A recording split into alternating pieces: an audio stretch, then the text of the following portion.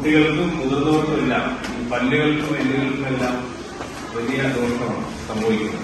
ഇതിനകത്ത് മൂന്ന് തരത്തിലുള്ള ക്ലോറോസിസ് പറയുന്നുണ്ട്. ഒന്ന് ഇത് പല്ലുമായി ബന്ധപ്പെട്ട്, രണ്ട് എല്ലുമായി ബന്ധപ്പെട്ടാണ്, സ്കെൽറ്റൽ ക്ലോറോസിസ്. അപ്പൊ ഇത് ആലപ്പുഴയിലെ ഒരുവിധം പ്രായമുള്ള ആളുകളെ നോക്കിയാൽ നമുക്ക് കാണാൻ കഴിയും. ഈ കഴുത്ത്, തോട്, ഇടുക്ക്, മുട്ടിനൊക്കെ പ്രശ്നം വരുന്നതാണ് ഈ ഫ്ലൂറൈഡ് കണ്ടന്റുള്ള കാര്യങ്ങൾ കൂടുതൽ ഉപയോഗിച്ചാൽ അത്തരം വിഷയങ്ങൾ വരുന്നത്. നമ്മളിവിടെ ഒരു 40 വയസ്സ് കഴിയുമ്പോൾ മുതൽ ഇരിക്കുന്നവരെ എണീക്കുന്ന കണ്ടു കഴിഞ്ഞാൽ നമുക്ക് മനസ്സിലാവും. പണ്ട് ചാടി എണ്ണിക്കുന്നവർ 40 വയസ്സ് കഴിയുമ്പോൾ അതൊക്കെ ഒന്ന് ബലം കൂടുതൽ കൊടുത്തിരിക്കുന്നത് കാണാൻ കഴിയും. നല്ല പ്രായമുള്ളതാണെങ്കിൽ നേരെ എണ്ണീക്കുന്നതിന് പകരം ചാരിത്രിക നമ്മുടെ ആലപ്പുഴയിലുള്ള ഒരു വലിയ സംഭവമാണ്. അത് നേരത്തെ കണ്ടെത്തിയതിനെ തുടർന്നാണ് നമ്മുടെ വെള്ളമാണ് ഇതിന്റെ അടിസ്ഥാന കാരണം മനസ്സിലാക്കി. ആലപ്പുഴയിലെ നമ്മുടെ ഭൂഗർഭജലം ഇവിടെ നിന്ന് എടുക്കുന്ന എല്ലാ വെള്ളവും ആഗ്രഹമായ ഭൂമിയായിട്ടുള്ള ഭൂഗർഭമാണ് ആലപ്പുഴയിൽ. അതുകൊണ്ടാണ് നമ്മളൊരു കുടിവെള്ള പദ്ധതി വേണമെന്ന് തീരുമാനിച്ച് കുടിവെള്ളം പുറത്തുനിന്ന് കൊണ്ടുവരുന്നത്. നമ്മൾ ഉപയോഗിക്കുന്ന കുടിവെള്ളം വരുന്നത് ഇവിടെ നിന്ന് കിലോമീറ്റർ അകലെയാണ്. ഡോക്ടർ പറഞ്ഞ് പത്തനംതിട്ടയിലാണ് വന്നത്. ഡോക്ടറെ പോലെ തന്നെ ഇവിടുത്തെ കുടിവെള്ളം വരുന്നത് പത്തനംതിട്ടയിലാണ്.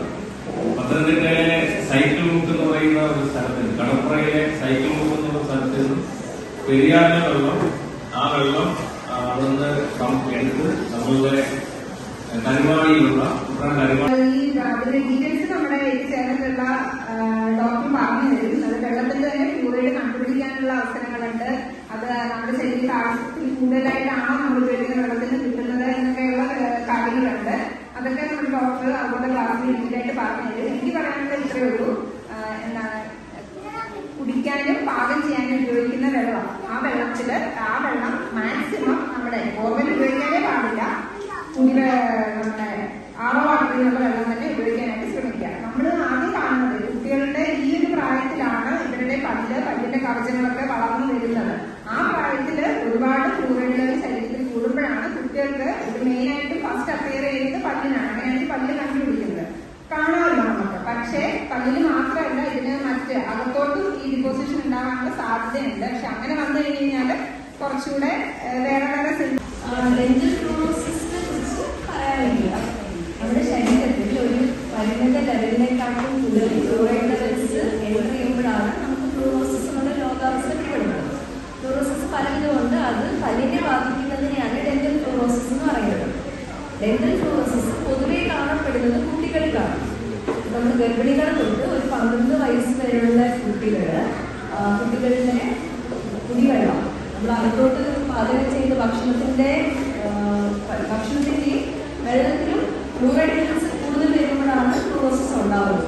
വലിയവരിൽ ഫ്ലൂറോസിസ് കാണപ്പെടത്തില്ല. പൊതുവെ കുട്ടികൾക്ക് മാത്രമേ ഫ്ലൂറോസിസ് കാണുന്നുള്ളൂ. വലിയവരിൽ ഫ്ലൂറോസിസ് പല്ലുകൾ കാണുവാണെങ്കിൽ അത് നിങ്ങൾ കുട്ടിക്കാലത്ത് കുടിച്ച വെള്ളത്തിന്റെയോ കഴിച്ച ഭക്ഷണത്തിന്റെയോ ഫ്ലൂറൈഡ് ലെവൽസ് കൂടുതൽ കാരണം കുട്ടിക്കാലത്ത് തന്നെ ഉണ്ടായ പല്ലുകൾ തന്നെയായിരിക്കും ഉണ്ടാവുക. കുട്ടികൾക്ക് ഗർഭിണികളാണ് കൂടുതൽ ശ്രദ്ധിക്കുന്നത്. നമ്മൾ പൊതുവെ ചെയ്യേണ്ടതെന്ന് വെച്ച് കഴിഞ്ഞാൽ നമ്മുടെ പാചകം ചെയ്യുന്ന വെള്ളവും കുടിവെള്ളവും മാക്സിമം ആരോ ആക്കാൻ നോക്കണം. ബോർവെള്ളവും പൈപ്പ് വെള്ളവും കഴിവതും ഒഴിവാക്കണം. അവരിലേക്ക് ഈ ഫ്ലൂറോസിസ് എന്ന് പറയുന്ന ഈ അവസ്ഥവിശേഷം ചുരുക്കിക്കൊണ്ടുവരാൻ പരമാവധി അതിനാവശ്യമായ ബോധവൽക്കരണ പരിപാടികൾ നടത്താം സംഘടിപ്പിക്കുന്നതിന്റെ ഭാഗമായിട്ടാണ് ഇത്തരത്തിലുള്ള ക്യാമ്പുകൾ. കഴിഞ്ഞ വർഷം ഇതുപോലെ തന്നെ നമ്മൾ പട്ടണത്തെ 2 സ്കൂളുകൾ നടത്തിയിട്ടുണ്ട്. അതിനകത്ത് 50% പരിശോധന വിധേയരായ 50% കുഞ്ഞുങ്ങളിൽ ഫ്ലൂറൈഡിന്റെ അളവ് ക്രമാതീതമായി കാണപ്പെടുകയും തുടർന്ന് അവർക്ക് വേണ്ടി ഇത്തരത്തിലുള്ള മെഡിക്കൽ ക്യാമ്പുകൾ സംഘടിപ്പിക്കുകയും ആവശ്യമായ ബോധവൽക്കരണ പരിപാടികൾ ചെയ്യുന്നത് നമ്മൾ പറഞ്ഞുകൊണ്ടിരിക്കുകയാണ്. ഇതൊരു നൈരന്തര്യ പ്രക്രിയ തന്നെയാണ്. എല്ലാ വർഷവും നമ്മൾ ഇതിനെ കുറിച്ച് അനാലിസിസ് നടത്തുന്നതാണ്. നിങ്ങൾക്ക് പ്രൊവിഷൻ ഉണ്ടാവുന്നുണ്ട്. കാരണം നമ്മുടെ ജലത്തിന്റെ സ്രോതസ്സുകൾ അല്ലെങ്കിൽ നമ്മൾ ഉപയോഗിക്കുന്ന ആളുകൾക്ക് മാറ്റം വരാത്തടത്തോളം കാലം ഇതര സംവിധാനങ്ങൾ ഉപയോഗിച്ച ഫ്ലൂറോസിസിന് എതിരെയുള്ള പ്രവർത്തനങ്ങൾ, ഈ ബോധവൽക്കരണ പ്രവർത്തനങ്ങൾ അതോടൊപ്പം കെമിക്കലായിട്ട് നമുക്ക് വെള്ളത്തിൽ അപ്ലൈ ചെയ്യാവുന്ന രീതിയിലുള്ള ഇടപെടലുകളുമെല്ലാം സൂക്ഷ്മമായി പരിശോധിച്ചത്